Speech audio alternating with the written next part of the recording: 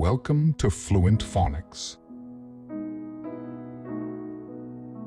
Today, we will discover the proper pronunciation of the word Jinx.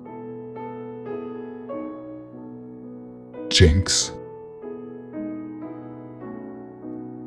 Jinx. Jinx.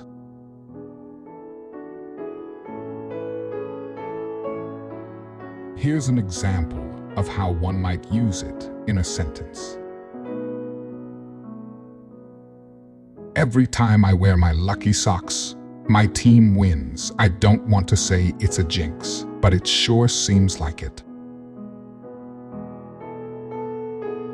A jinx is a belief that a certain action or object brings bad luck or curses someone. It is often used humorously to avoid tempting fate.